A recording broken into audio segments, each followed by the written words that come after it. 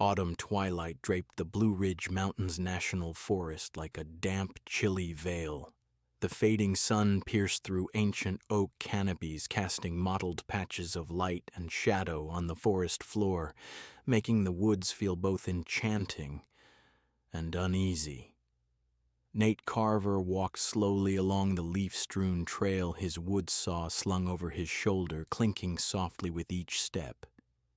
His white skin was weathered from years outdoors, his short brown hair tousled by the wind, and his blue eyes scanned the path ahead with quiet vigilance. His jacket was frayed at the elbows, his boots caked in mud, but his stride remained steady, a man more at home with nature than with people.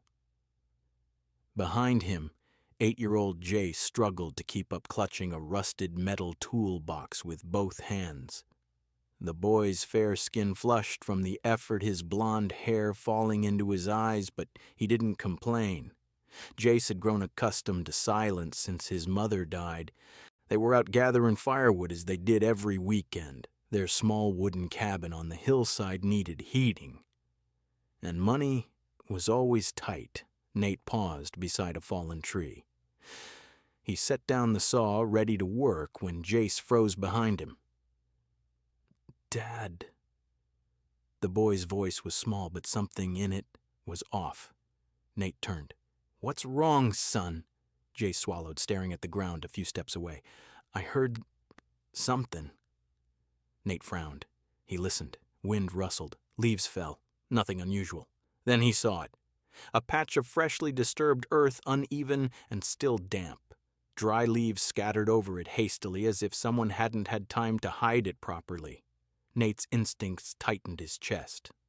"Step back," he said to his son, his voice low and firm. "Stay behind me." Nate knelt, brushing aside the leaves with his hand. The soil beneath was too soft. He grabbed the shovel, digging a scoop. The dirt caved in, and then a hand emerged, pale gray skin, fingers twitching weakly. In that instant, Nate heard nothing. Not the forest, not the wind, not his own heartbeat. "Jace!" he shouted for the first time in years. "Run! Call 911! Now!" The boy hesitated for a second, then bolted like he'd never run before. Nate dropped to his knees, digging with hands and shovel. Soil flew everywhere. His nails broke, smeared with blood. He didn't stop. Every second could be her last. Finally, he pulled a body free. A woman, her clothes rumpled and caked in dirt. Wrists bore red-purple rope marks. Forehead gashed, dried blood matted in her hair. Her whole body cold, like she'd just stepped from a grave. But she was breathing. Faintly, Nate pressed his ear to her chest, heartbeat, slow. But there, her lips trembled. A ragged breath escaped, so weak it might have been imagination. "Unbelievable." Her voice like wind through cracked stone. "Theo." Nate leaned closer. "Unbelievable. It's you." Then her eyes closed, unconscious. Nate slumped his arms, still holding her tight, as if letting go would make her vanish back into the earth. One thought dominated his mind. This woman hadn't met with an accident. She'd been buried alive. Franklin County Hospital stood quiet and sterile, its fluorescent lights casting a pallid glow over the corridors. The scent of antiseptic mingled with stale coffee from the nurse's station, a familiar reminder of places where people came when options ran out. The woman awoke after 3 days in a coma. Her eyelids felt heavy. Her throat was parched. Her body ached as if crushed under weight. She opened her eyes. White ceiling, steady beeps from a heart monitor. An IV line snaked into her arm. Memories flooded back in fragments. Forest, dirt, darkness, breath fading, then light.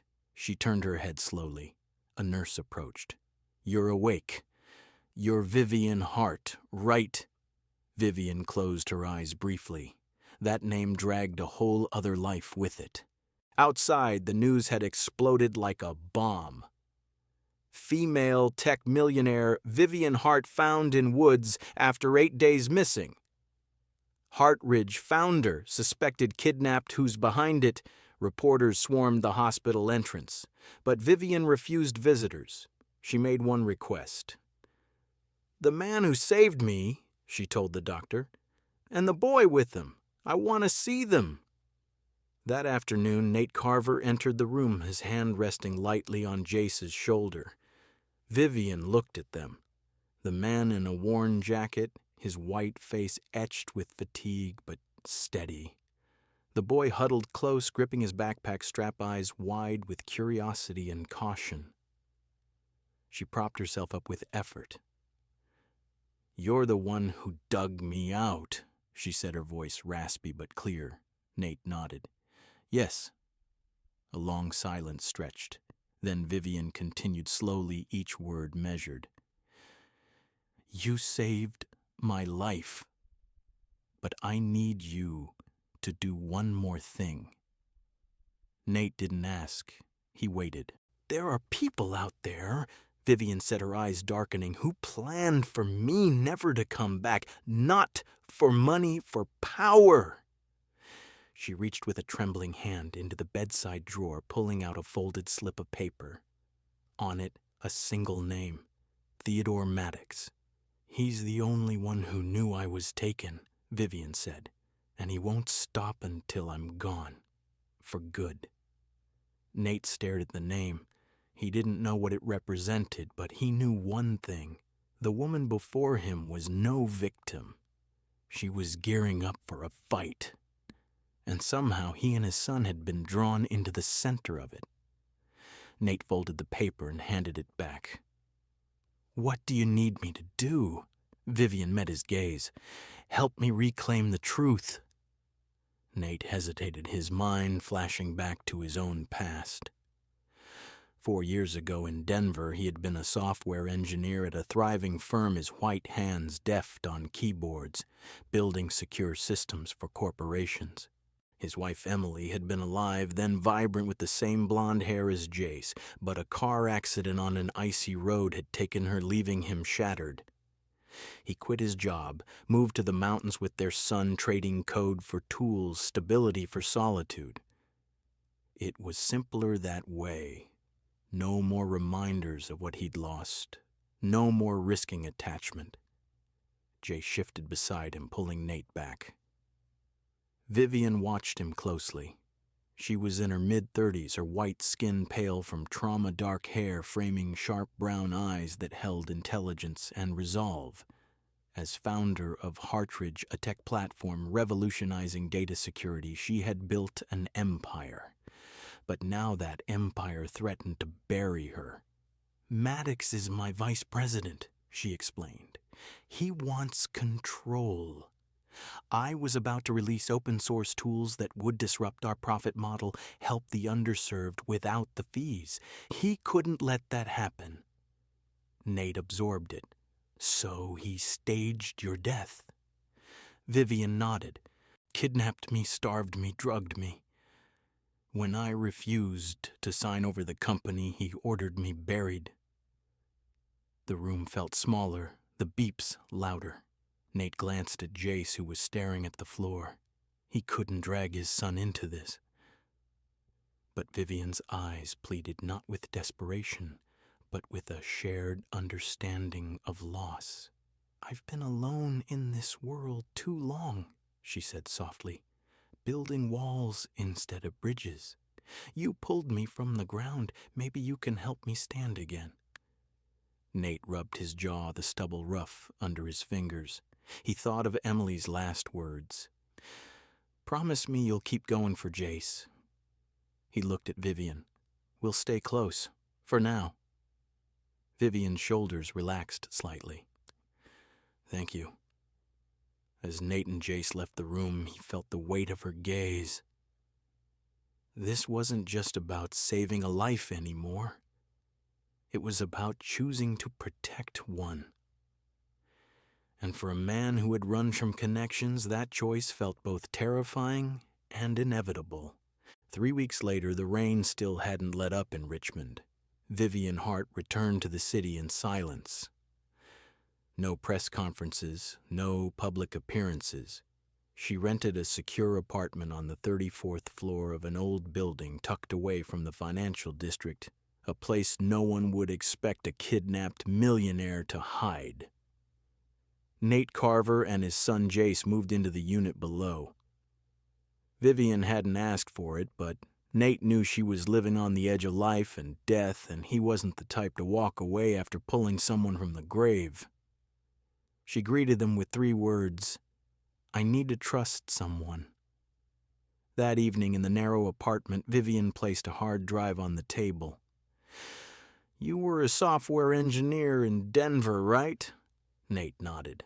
"Was 4 years ago." "That's recent enough for me," Vivian said, sliding the drive toward him. "This is a system log from Hartridge, the platform I founded, the only secure backup I ever hid. But I can't crack the final encryption layer. Help me." Nate glanced at it, then opened his laptop and plugged it in. A string of characters appeared, 256-bit encryption, the kind only security experts could break. "This is military grade," he said. Vivian leaned back in her chair. "I designed this layer for the worst-case scenario, and I never thought I'd be facing it myself." All night the two sat across from each other. Vivian sipped chamomile tea, her eyes fixed on the screen. Nate typed the glow, illuminating the lines on his white face, making him look like a statue of endurance. Jace dozed on the couch, curled under his father's jacket. Then, the first line of data unlocked. Vivian clenched her fists. Nate scrolled, pulling up entries, fake accounts, transferring shares rapidly 2 days after Vivian went missing. Forged medical reports from an internal doctor declaring her deceased from a stroke. Orders installing CEO interim Theodore Maddox. Nate looked up. "He killed you on paper." Vivian leaned forward. "He kidnapped me, starved me, drugged me with sedatives. After 3 days, he demanded I sign a resignation. When I refused, he had me buried alive." The room grew colder. Nate gripped the armrest. "Why?" "Because I was about to release open-source tools, ones that would make Hartridge obsolete for our commission from the poor sellers model. I wanted to dismantle the system, the one Maddox thrives on." Silence stretched taut as a wire. Jay stirred in his sleep, mumbling something. Nate draped the jacket higher over him, then turned back to Vivian. "So, what's your plan?" Vivian pulled a small slip from her pocket. "This is the only board member I still trust, Rachel Lynn, a tech lawyer. If we have proof, she'll call for an emergency hearing." Nate took it. In the dim light, the handwritten name stood out in black ink. Vivian watched him. "You know I'm not asking you for your skills." "No.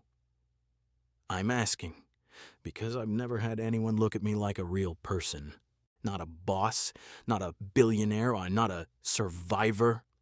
Just a woman trying to hold herself from falling apart." Nate was quiet. The glow from the screen highlighted his blue eyes, softened by years of grief. He thought of Emily, her laugh, her strength gone in a skid on black ice. He'd built walls too, hiding in the mountains, fixing pipes instead of code to shield Jace from more loss. Vivian leaned in. "I've been isolated in that world of power. No family, no real friends, just deals and betrayals." Nate exhaled. "After Emily died, I shut down. Jace was all I had left. I quit everything to keep him safe from the world, from me failing again." Jace shifted again, his small hand peeking out. Vivian's gaze softened. "He's a good kid," she said. "He is." Nate paused. "Calls you Miss Vivian now. First time he's opened up to anyone since—" Vivian nodded. "Kids see through walls." They shared a look not of pity, but recognition. Jace woke briefly, rubbing his eyes. "Dad, Is it morning? Not yet, buddy. Go back to sleep. The boy glanced at Vivian. Miss Vivian, you okay? She smiled faintly. Better now. He nodded and closed his eyes. Vivian turned back to Nate. Thank you for staying. Nate met her eyes. You're not holding alone anymore. I'll hold with you, just don't give up. Vivian smiled, the first real one since being unearthed. In that moment, amid the hum of the laptop and the patter of rain outside, something shifted. Not love, not yet, but trust. And for two people who'd built lives on isolation, that was a start. Courtroom 9 in the Richmond District Court felt heavy with anticipation that morning. Reporters crammed the hallway outside, cameras trained on the double doors.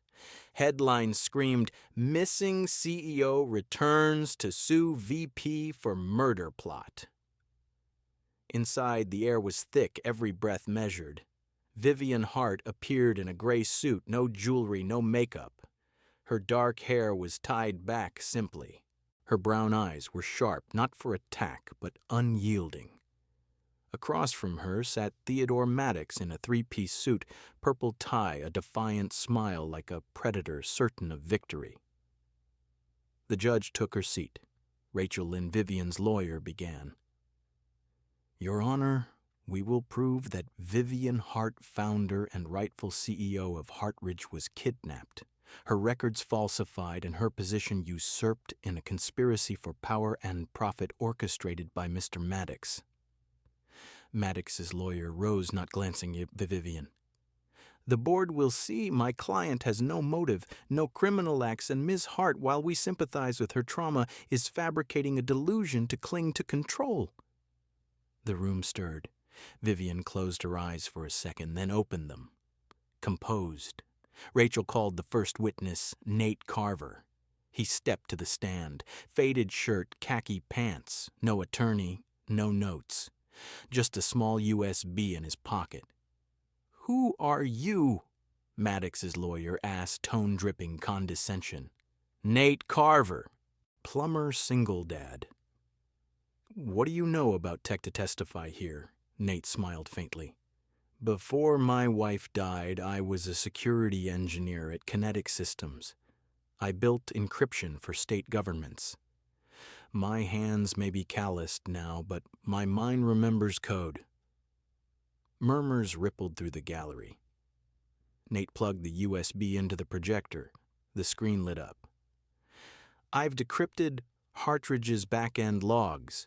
What you're about to see is extracted data from internal servers, untamperable, stamped with ESH-A 512 hashes. He clicked play. On-screen commands rerouting shares to Maddox 3 days post-disappearance. Fabricated medical docs from a deceased doctor declaring death by stroke. An audio clip of a call between Maddox and a regional director. Bury the news. If she surfaces, I'm done. Maddox leaped up. This is fabricated. The judge banged the gavel. Order. Rachel advanced. Your Honor, all data is verified by digital signatures and server timestamps. We also have police reports confirming Ms. Hart was found buried alive with rope burns, bruising, and sedative poisoning. Maddox sneered, turning to Vivian. You think a few recordings will take me down? Vivian stood. She met his gaze. No, but I think what will is your contempt for those you deem worthless. An orphaned girl, a retired engineer, an 8-year-old stacking rocks for a playhouse. You tried to erase me from the map, but I'm back and not alone. The courtroom held its breath. After a 15-minute recess, the judge ruled Theodore Maddox indicted for conspiracy to murder, stock fraud, abuse of power, and evidence tampering. Vivian Hart reinstated as CEO with full shares and intellectual property rights. The room erupted in applause. Vivian turned to Nate.